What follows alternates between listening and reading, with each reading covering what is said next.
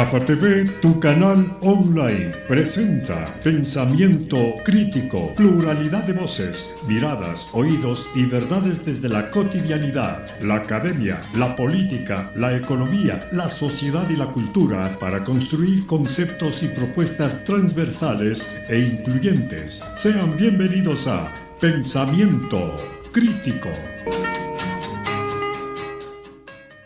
Señoras y señores, tengan ustedes muy buenas noches. Gracias por estar siempre pendientes de las redes sociales de GAFA TV Ecuador. Nos pueden seguir en Facebook, en Twitter, Instagram, YouTube y por supuesto dar un like en nuestra página web www.gafatv.com.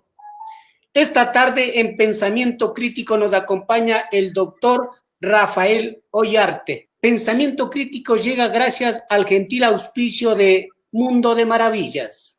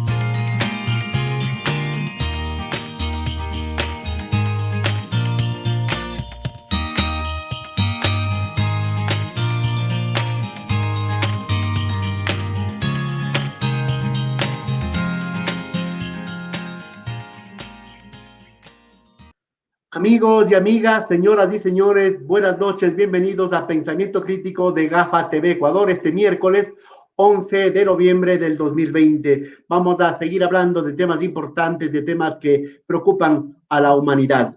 Esta noche he convocado cordialmente al doctor Rafael Ollarte, abogado constitucionalista, jurista y académico, para conversar sobre un tema importante, el asunto de la justicia, sus vaivenes en tiempos de pandemia y en tiempos de corrupción en nuestro país.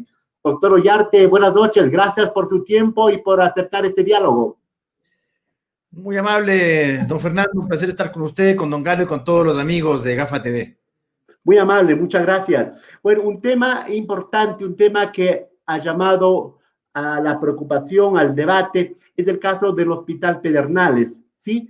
Se llegó ya a una sentencia de 4 años, 4 meses para uno de los principales implicados y 7 miembros más de esa organización delictiva. Se le ha dado, digo, 4 años, 4 meses. Él se ha acogido al proceso abreviado. La gente se pregunta, como que la ley un poco favorece a aquellos que están delinquiendo, a aquellos que están quemándose los recursos del país. ¿Qué piensa usted sobre esta sentencia del señor ex asambleísta Mendoza, por favor?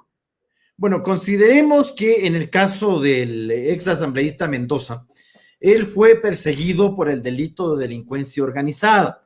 No ha sido condenado por los delitos fin de este delito medio que es la delincuencia organizada, porque, a ver, si hay delincuencia organizada, lo que usted tiene son unas personas coaligadas y con toda una organización para cometer otra clase de delitos sancionados con penas que van más allá de los 5 años.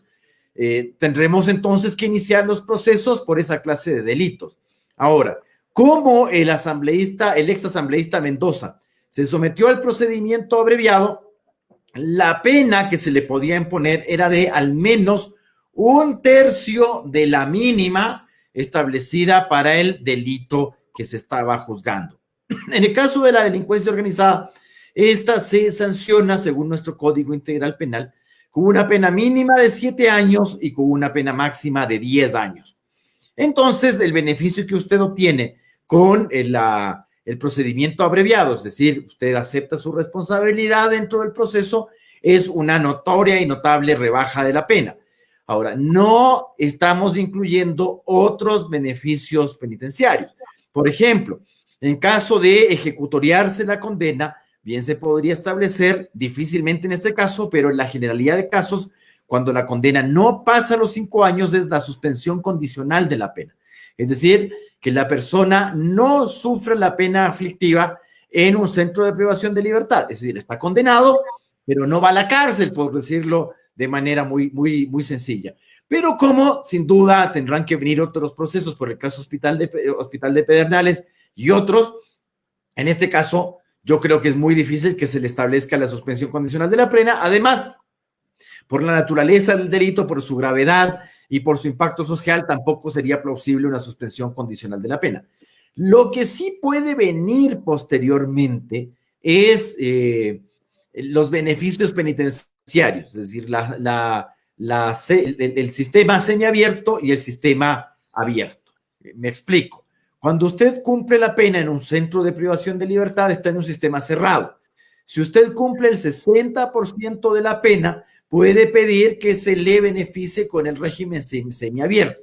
Es decir, que durante el día está en su casa, controlado naturalmente, es una libertad controlada, los fines de semana, y tiene que ir las noches a cumplir la pena en el centro de privación de libertad. Y finalmente, el sistema abierto. Verá que hay otras personas también que han sido condenadas por actos de corrupción. El señor Alexei Mosquera, pues, aquel según el cual el expresidente Correa solo tenía acuerdos entre privados, las coimas son acuerdos entre privados, y habiendo cumplido menos de 2 años de la condena, ya está en un régimen de semilibertad. Doctor Ollarte, lo que la gente no entiende y no se explica, ¿no es cierto? Porque el señor Mendoza, por ejemplo, él en un par de años podría estar libre. ¿Por qué? Porque en el mejor de los casos podría acogerse a la prelibertad, por ejemplo, ¿sí? Y podríamos estar pensando en un señor Mendoza que podría ser candidato otra vez y podría ser representante del pueblo ecuatoriano. ¿Qué le parece? ¿Qué le explicamos a la gente? ¿Qué le explicamos a la ciudadanía en general? A ver, primera cosa que hay que explicarle a la gente. Ciertamente, como el delito por el cual actualmente se está persiguiendo al ex asambleísta Mendoza es delincuencia organizada, es decir, no estamos hablando de peculado, concusión, enriquecimiento ilícito o cohecho, solamente se le suspenderían los derechos políticos mientras perdure la condena, ¿ya? Y por lo tanto no existiría la inhabilitación del artículo 113, número 1 de la Constitución. Es decir, mientras cumpla la sentencia condenatoria, artículo 64 de la Constitución, sus derechos políticos están suspendidos. Una vez cumplida la condena, recupera sus derechos políticos. Esa es la regla general. Pero si hubiese sido condenado por peculado, concusión, enriquecimiento ilícito o cohecho, además estaría inhabilitado para ser de por vida candidato a dignidad alguna de elección popular. Pero como nuestra Constitución fue modificada en el año 2018, en la consulta de 4 de febrero del año 2018, el delito de delincuencia organizada relacionada con actos de corrupción, es decir, no cualquier delincuencia organizada, sino delincuencia organizada relacionada con actos de corrupción, lo mismo que el testaferrismo, el tráfico de influencias, etcétera, viene aparejada la pérdida de los derechos políticos, es decir, perdería perpetuamente en principio los derechos políticos, pero el Código Integral Penal reduce la pérdida de derechos políticos de 10 a 25 años. Es decir, de todas maneras, es muy benigna en este caso de las sanciones para personas que están cometiendo corrupción. Y como que ha despertado interés en el también ex asambleísta, prófugo de la justicia, el señor Eliseo Acera, que también quiere acogerse al proceso abreviado. O sea, este caso de Pedernales, en donde sale perjudicado todo un pueblo, todo un cantón de la provincia de Manabí, que hasta ahora no tiene un hospital. Los principales cabecillas, los protagonistas, están acogiéndose a estos beneficios, a estas garantías de la ley, y luego saldrán en libertad y también saldrán a gozar del botín, pues, doctor Ollarte. Mire, bien se dice que la amenaza de la imposición de una pena no disuade a las personas a delinquir. El ladrón, el asesino, el violador no está fijándose a cuánto está el delito para ver si comete o no esos hechos. La gente delinque convencida de que no va a ser perseguida. Si es que es eventualmente procesada, es difícil que tengan una sentencia condenatoria, y si es que llegan a tener una sentencia condenatoria, pues esta no será cumplida. Y si en el evento en que se ejecuta la pena tendrá esta clase de beneficios. Porque es cierto lo que usted dice, parece buen negocio asaltar las arcas estatales más allá de la falta de conciencia de esta gente, porque el robo era en un hospital. Pues, venía una cuestión que no existe en Manabí, que es un buen hospital, el hospital de Pedernales. Hay unas carpas ahí, unas cuestiones infrahumanas, cómo se atiende a la gente. Pero bueno, entonces parece buen negocio si usted dice, me estoy embolsicando 2 billones o 3 millones de dólares y luego me condenan a 4 años, 2 meses de privación de libertad y luego de 2 añitos salgo libre a disfrutar lo robado. Y la gente cree que es cosa de aprobar leyes como de extinción de dominio. Oiga, si nosotros supiéramos dónde están esos dineros, los recuperaríamos, pero es muy difícil. Es muy difícil. Entonces, esta gente además está no solamente, antes que ponerse a buen recaudo ellos, ponen a buen recaudo esos ingresos ilícitos. Entonces, claro que parece buen negocio porque usted dice, a ver, 2 años en cana, perdóneme la expresión, y luego salgo a disfrutar mis millones, pues ahí están. Mientras tanto, el país sigue careciendo de recursos para atender las principales necesidades. Pero hay otro asunto. El señor Mendoza y sus colaboradores que fueron sentenciados, ellos en unos testimonios previos, ¿sí? Ellos involucraron a otros asambleístas del bloque independiente Bari. ¿Qué pasa con ellos? La fiscalía no ha dicho nada, la justicia no ha dicho nada. Bueno, a ver, consideremos muchas cosas. Primero, si es que se pudiese dar además la figura de la cooperación eficaz, más o menos lo que hizo la expresidente de la Corte, la ex vicepresidente de la Corte Constitucional Cervecera, la señora Pamela Martínez. Ella se acogió al procedimiento abreviado, recordará usted, en el caso Sobornos. Y básicamente, mientras los demás eran condenados a 8 años de privación de libertad, Rafael Correa, su ex vicepresidente Jorge Glass y otros sinvergüenzas, ella simplemente tenía que cumplir una pena harto reducida, ¿no? De hecho, como había pasado algún tiempo en prisión preventiva, tenía que cumplir solo 3 meses más y sale a la calle. Entonces, claro, el tema aquí no se trata solo de condenarle a la gente las penas privativas de libertad, sino quitarles, pues, lo mal habido. Eso sería algo interesante. Pero en el caso ciertamente saldrán más involucrados y en una de esas, no sé todavía porque eso tendría que llegarse a un convenio con la fiscalía, se podría adoptar el tema de la cooperación eficaz en el que la pena se reduce en un 80% y en el caso de cuestiones altamente connotadas hasta el 90% de reducción de la pena. Ya veremos la estrategia del señor Mendoza, a la cual ahora también se quiere sumar el señor Azuero, que dice que él también se quiere sumar al procedimiento abreviado, es decir, señalar que efectivamente él también tiene responsabilidad, lograr ahí una disminución de la pena, por lo menos hasta 1/3 de la pena mínima, o asumir además la figura esta del colaborador eficaz y pasar unos mesecillos, ¿no?, en prisión, tratando de involucrar a otras personas. Ahora, claro, el tema de la cooperación eficaz es algo más complejo que simplemente hacer una delación sin base. Doctor Ollarte, tanto Azuero como el señor Mendoza, ellos dijeron públicamente que eran inocentes, que no sabían nada, que eran acrisolados. Ahora resulta que, acogiéndose al procedimiento abreviado, están aceptando el cometimiento del delito, pues, ¿verdad? Entonces, hay dobles discursos. Y quiero aprovechar su presencia para decir, usted como abogado, como constitucionalista, ¿qué piensa de estas figuras? El proceso abreviado y la colaboración eficaz, con esas ínfimas penas para ciudadanos, para personas que han cometido un delito. El caso de la señora Martínez, ella fue la autora material de los hechos, pues, ¿verdad? Claro. ¿Qué piensa de esas dos figuras de usted? A ver, vamos con la cooperación eficaz, pero tomemos las cosas como deben ser y hablemos un poquito más, en forma más sencilla para que la generalidad de la población nos comprenda. En el caso del cooperador eficaz, aquí se trata de dar información, datos y señalamientos que naturalmente la fiscalía no tiene, porque no es que el cooperador eficaz le entrega a la fiscalía lo que la fiscalía tiene, ni le da a conocer a la fiscalía lo que la fiscalía ya sabe.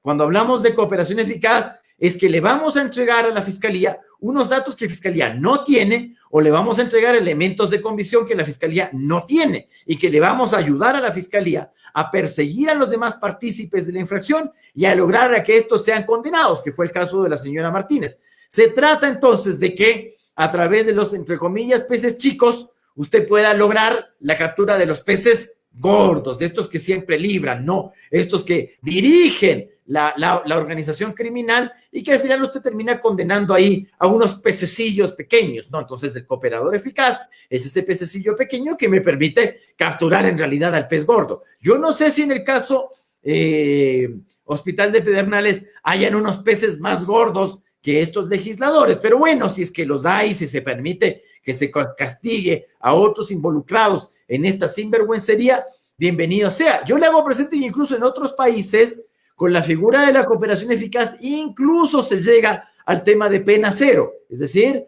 que usted es condenado, pero finalmente le condenan a 0 años y 0 meses, 0 días de privación de libertad, porque con su ayuda, usted lo que hizo fue ayudar a la caída del pez gordo. Más o menos, recordemos el caso de Al Capone, utiliza al contador, el contador que está metido en el embrollo, pero el contador abre la boca, le da todos los elementos de convicción y todas las pruebas, y con eso cae el mayor de la organización y usted lo deja tranquilo al otro. A mí me interesa el pez gordo, no los pececillos. En ese sentido, la cooperación eficaz es útil.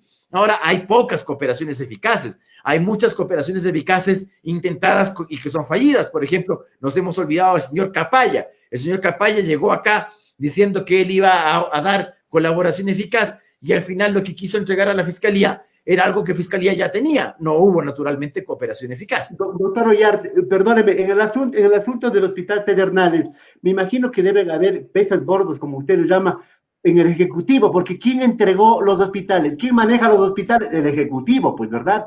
Entonces, ahí deben haber peces gordos.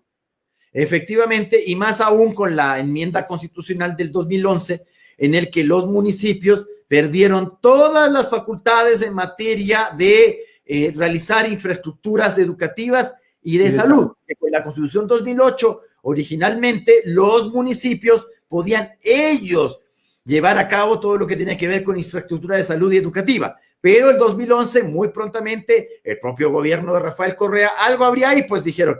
Entonces les quitaron eso a los municipios y se le quedó el Estado central. Entonces es el Estado central, es decir, el gobierno, el que maneja todo el tema hospitalario. Ahí también hay otra cuestión, porque a cambio de qué, también tenemos que saber, a cambio de qué estás entregando hospitales a legisladores. A ver, ¿a cambio de qué? ¿Por bonito? ¿Porque me caes bien? ¿Porque me pareces buena onda? ¿Por qué te estoy dando un hospital? ¿O estoy entregando hospitales para que los legisladores legislen al gusto y color del gobierno? ¿Estoy entregando hospitales para evitar la fiscalización política? Eso hay que ver, pues.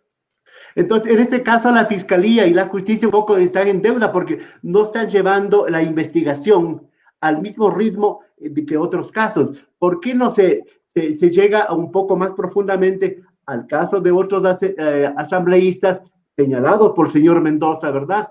Y también en el caso de la señora ministra de Gobierno, que hipotéticamente aparecería como la que distribuye los hospitales.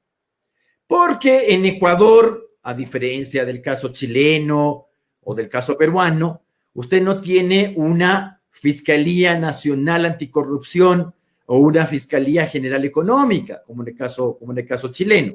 Aquí usted tiene una Fiscalía General que con los recursos de la Fiscalía General tiene que batirse. Yo no estoy justificando nada, estoy explicando las cosas porque la actual fiscal general de la República, doña Diana Salazar, sí le solicitó a la presidente del Consejo de la Judicatura recursos para, no es que se iban a crear una Fiscalía Nacional Económica o una Fiscalía General Anticorrupción como la peruana, que ha llevado la persecución al ámbito de que usted ve que en el Perú los presidentes de la República están todos encausados, sin duda el señor Vizcarra, que ha sido cesado el día 9 de noviembre, también será encausado por algún acto de corrupción, ni siquiera como presidente, sino como gobernador del departamento de Moquegua en el Perú. Usted acá en el Ecuador no tiene eso, y no es que eso se intentara, pero lo que sí hizo doña Diana Salazar, la fiscal general del Estado, fue pedir recursos para crear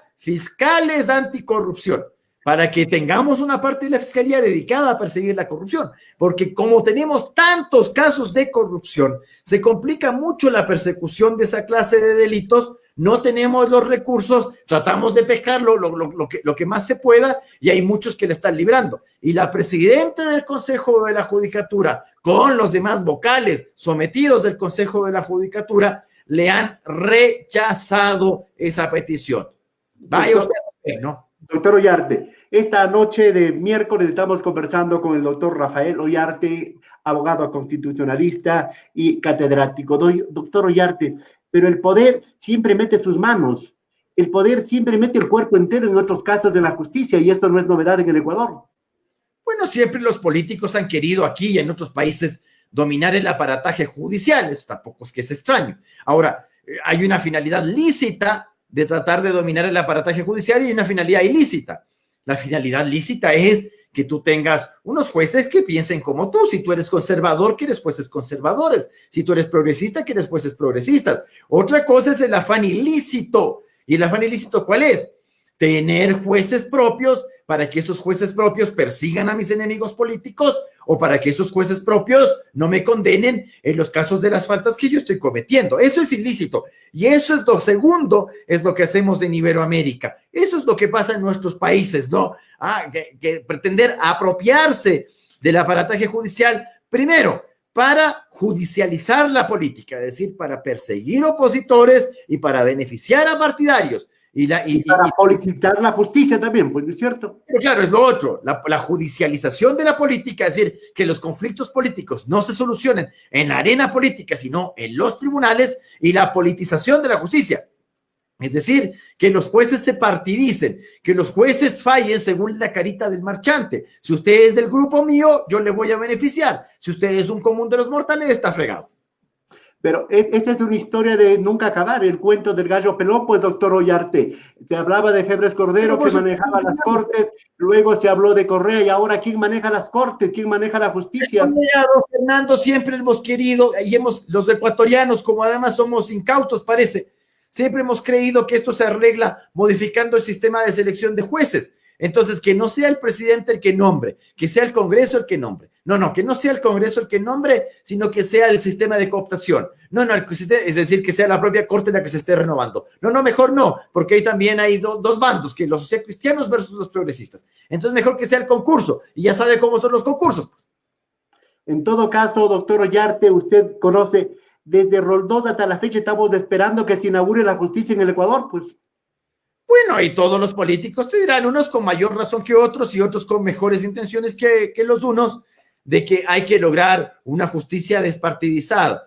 Bueno, eso usted lo ve primero en los grandes casos, pero también en los pequeños casos, esos que quedan votados todos los días. Nos enteramos de los grandes casos, y los pequeños, bueno, y la gente que no obtiene justicia.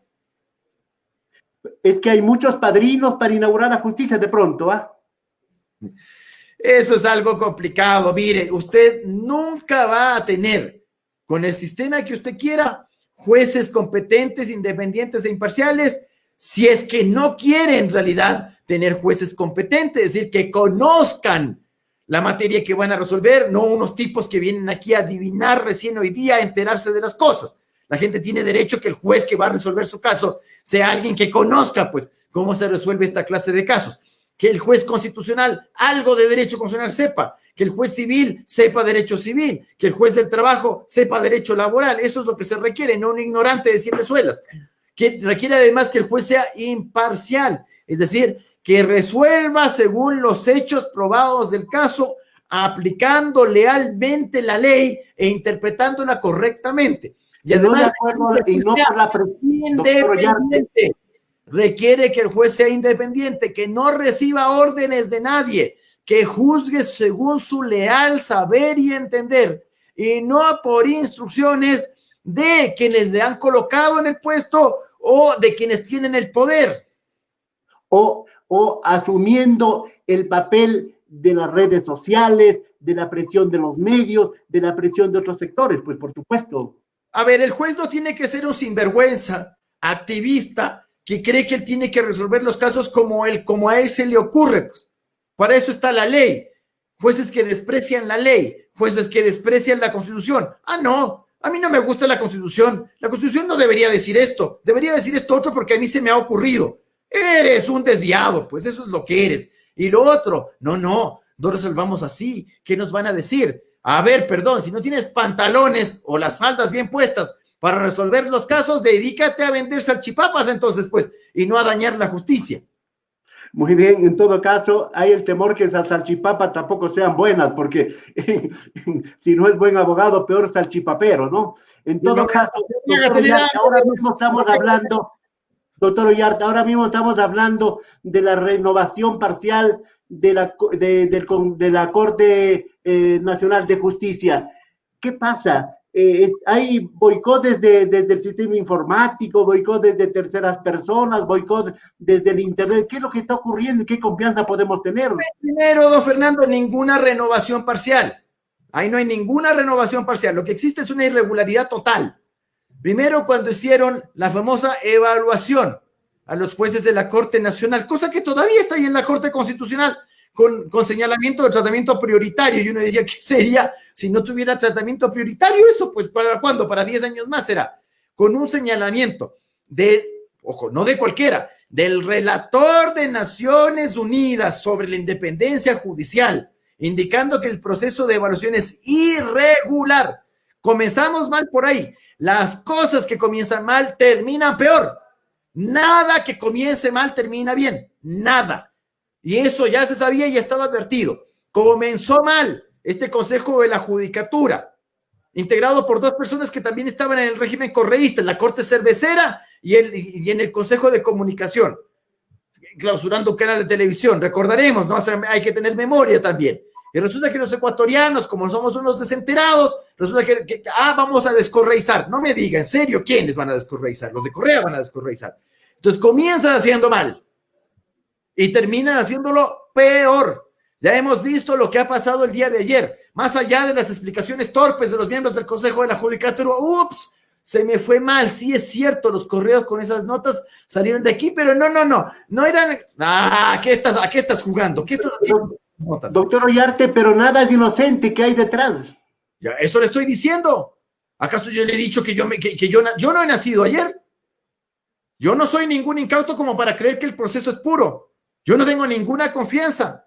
Eso es lo que está ocurriendo. Y encima eso desprestigia más el sistema. Doctor, frente a eso... Lleguen o dejen de llegar. Frente a eso, ¿qué papel pueden jugar la academia, por ejemplo? Las facultades de comunicación, ustedes los abogados, los gremios. Vea, la academia supuestamente somos unos tipos sobre los cuales nos corre agua bendita en las venas.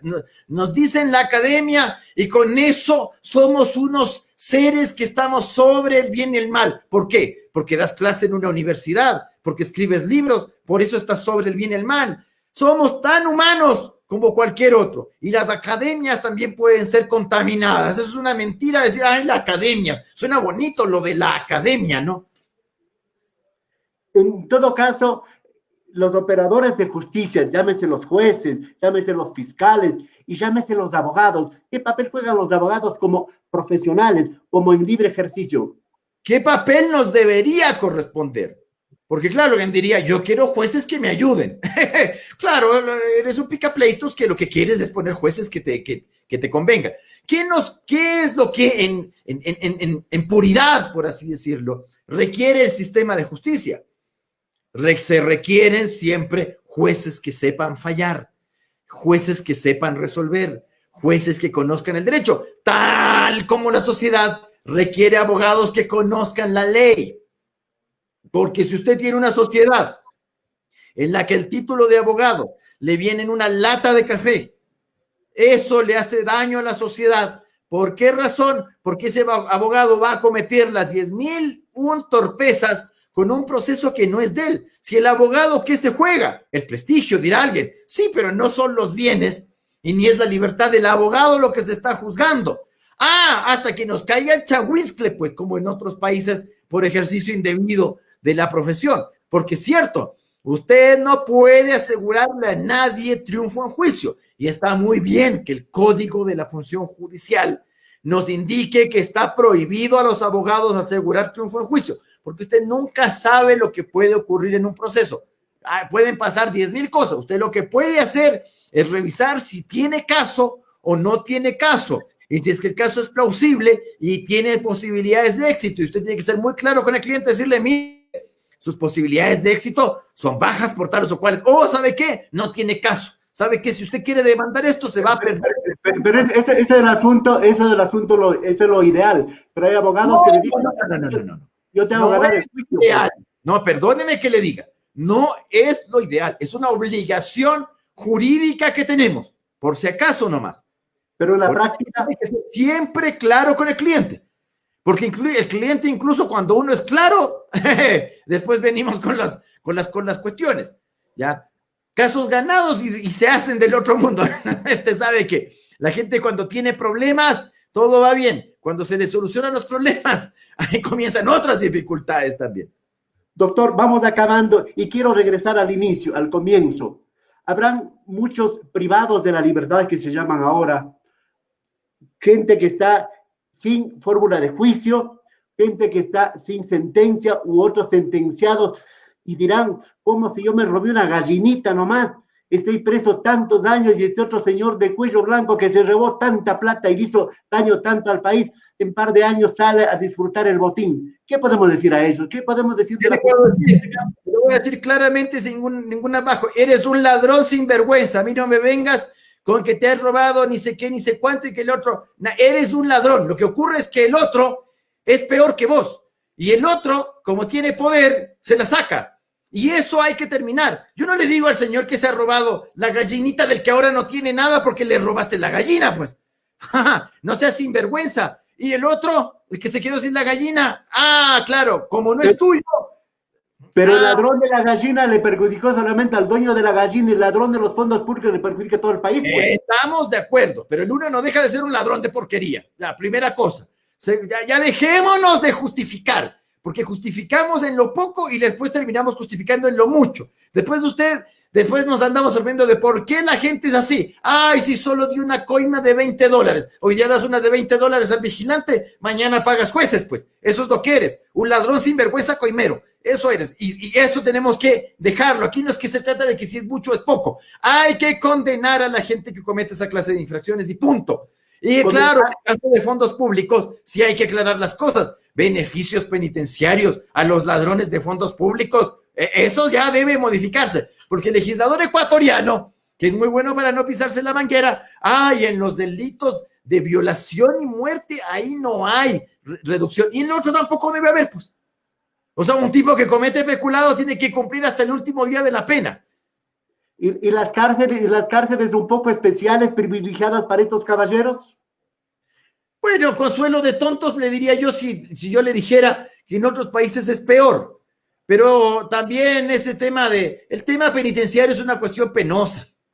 Vea eso de que, porque una cosa es que alguien esté condenado a cumplir una pena privativa de libertad y otra cosa es que la pena privativa de libertad venga con riesgo de la integridad y la vida de las personas. Tampoco se trata de eso. A ver, si quiere tener pena de muerte, tengamos pues pena de muerte, pero tenemos que reformar la Constitución, tenemos que denunciar la Convención Americana. Yo no sé si hay alguien dispuesto a semejante cosa, pero usted no puede demandar a la gente a cumplir una pena privativa de libertad, por más Jorge Glass que sea, y que peligre su vida. La vida vale la misma de todos, pues. Efectivamente. Entonces, ¿cómo está la cuestión de la seguridad en los centros de privación de libertad? Pues, ¿cómo está ahí? ¿Cómo estamos formando a los, entre comillas, guías penitenciarios? Porque tampoco se trata de que la gente en situación de privación de libertad, aparte de la pena, que ya es suficiente, porque se entiende que la pena es proporcional al delito cometido. Eso es lo que entendemos, ¿cierto? Que las penas son proporcionales al delito cometido. Pero que usted le metan ahí para que el día de mañana salga sin un ojo u otras cosas más. No, pues tampoco es así la cuestión. Si usted no puede mantener el orden en los centros ¿y a quién le corresponde eso? Al Ejecutivo. Si usted no puede mantener el orden en los centros de privación de libertad, no puede mantener el orden ni en su casa, señor. Y para terminar eso, justo el día lunes 9 terminó la última emergencia sobre los centros penitenciarios, ¿verdad? Y no se avanza absolutamente nada. Doctor, muchas gracias por su tiempo. Eso no es una situación para declarar estados de excepción. Eso solamente aquí nomás se les ocurre que a punta de estados de excepción va a arreglar eso. Si el problema es estructural, declarando estados de excepción no va a llegar a ninguna parte, pues. Doctor Ollarte, muchas gracias por su tiempo, muy amable. Buenas noches. Siempre un Muy placer. amable. Pensamiento Crítico ha conversado esta noche con el doctor Rafael Ollarte, abogado constitucionalista, sobre temas de la justicia, sobre temas de la ley, sobre temas de la corrupción que está aquejando a nuestro país. Este programa, Pensamiento Crítico, llegó a ustedes gracias al respaldo y la confianza de Mundo de Maravillas.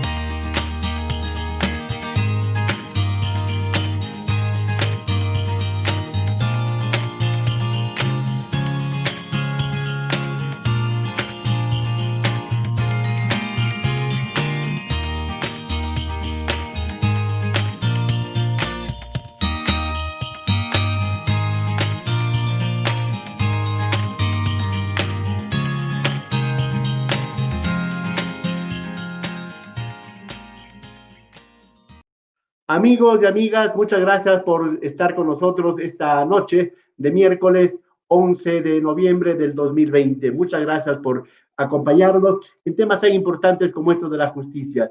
Un tema realmente muy sensible y que ojalá algún día podamos tener buenas noticias con la justicia, porque siempre estamos lamentándonos y siempre comentando de que la justicia en el Ecuador realmente deja mucho que desear. Volvemos el día de mañana con un nuevo diálogo en Pensamiento Crítico de GAFA TV Ecuador.